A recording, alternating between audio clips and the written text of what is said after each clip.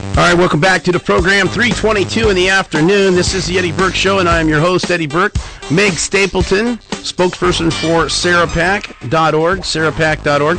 Hey, how was the new political fund trust going, the defense fund for the governor? She's incurred, it's been reported, nearly $500,000 or over $500,000 fighting these bogus ethics complaints. Is that something that's been good for the governor?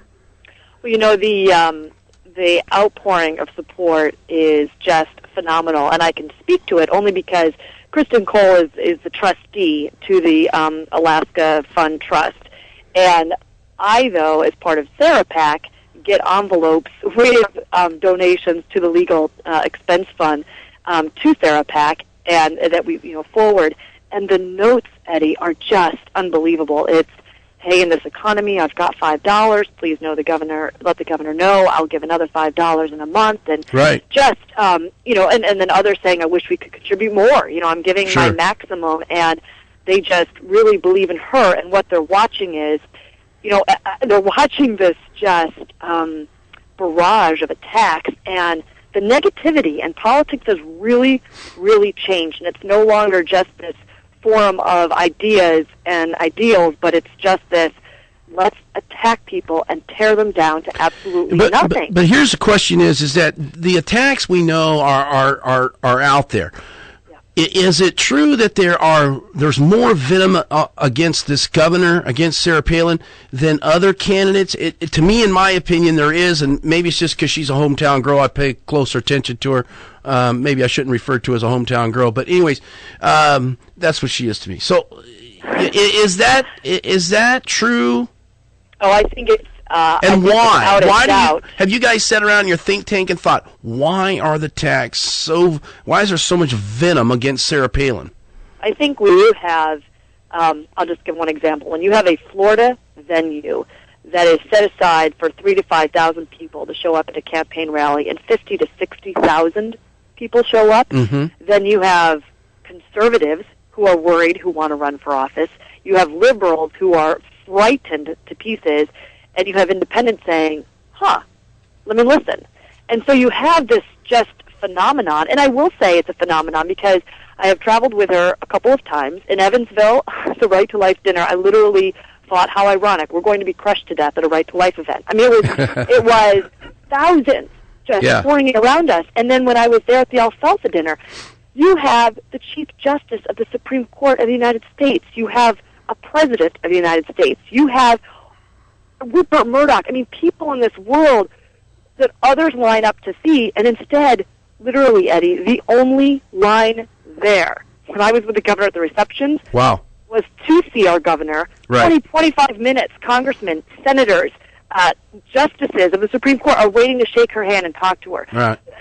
People aren't dumb. They look at that and say, holy cow, we need to control that. We need to knock it down because whether you're conservative or liberal, we haven't seen a reaction. Well, this is the big mistake that I think that these the naysayers are doing, and that is that whether you like Sarah Palin or not, she is a huge advocate for Alaska, and if you like Alaska, that these people are lining up to see her, they're lining up to speak to her, they're lining up to listen to her, and why would you not want her out there speaking on behalf of Alaska and driving home these issues that are important to us, the gas line, ANWR, and other resource development that we can provide national security.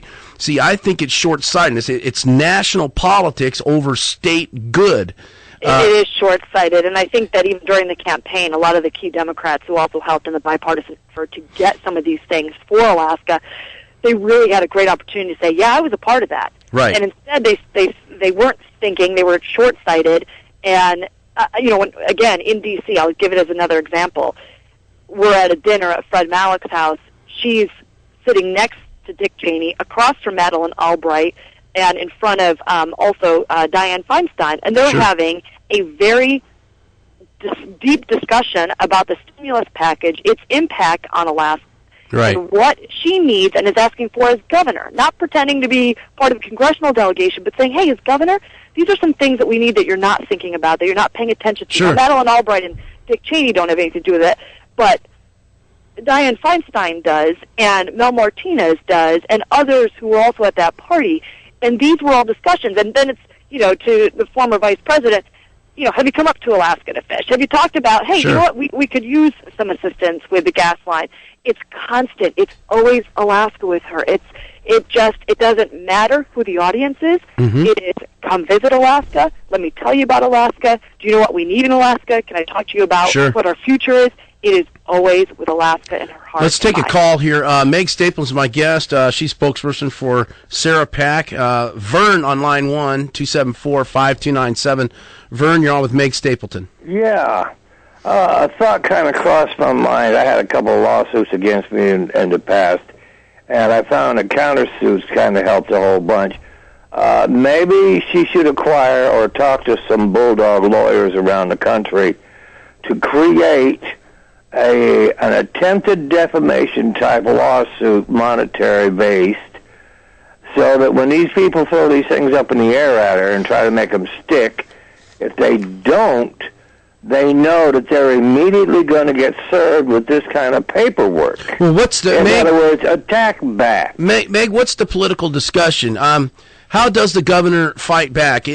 Sometimes you want to, if someone smacks you, want to smack them back, but then you sit around and you politically talk about it. That's not the best thing to do. What is the governor's plan? What is she doing to fight back and clear her name as these ethics complaints continue to get dismissed? Well, I think a lot of it is just educating people right now. We have been trying. Go ahead. We have been trying to take the higher road by saying, hey, look, this is just a tactic of the White House, of the DNC, of the DCCC. They have gone out of their way to pull in a number of Alaskans and say, hey, here's your role, here's your role, here's your role. They all have the grand scheme of things. And we've tried to take that higher road. I think we are to a point where we may have to say, you know what, this is enough. And if we have to stop it to the extent where we become more aggressive, then we have to become more aggressive, because it is sickening how Alaskans cannot do their work because of the inundation of frivolous complaints, comments, FOIA requests. Just, again, it's the abuse of process and abuse of the system that is designed to, of course, keep an eye on people, of course, hold people accountable, but not abused. I don't want to hold you through the break, but I wanted to quickly, the book deal, is that done? Is it pretty well inked up? In the minute or so, can you give us an update on that? Oh, it's really exciting, and again, kind of as you pointed out earlier, Eddie, this is the governor's just unfiltered opportunity to tell not only her story, but Alaska's story. She is so excited, and even her critics, I've heard some just say, you know what, this is actually really good for Alaska, because we're going to get a great story out there, and people who may have different perceptions of a state that is just as rich and wonderful as ours, they'll get a different idea from the governor. The only thing I hope out of it is Todd gets a 206 Cessna 206 out of it, and then maybe he'll take me flying. That's the only thing I hope for. So, hey, Meg, I'm sorry. I know that's not politically correct to say things like that, but you know what? When are you ever? Todd can use a 206. Heck, I could use a 206. All right. Hey, thank you so much. Meg Stapleton, spokesperson for Sarah Pack. Always a pleasure. Oh, thank you, Eddie. All right. We'll be right back, folks.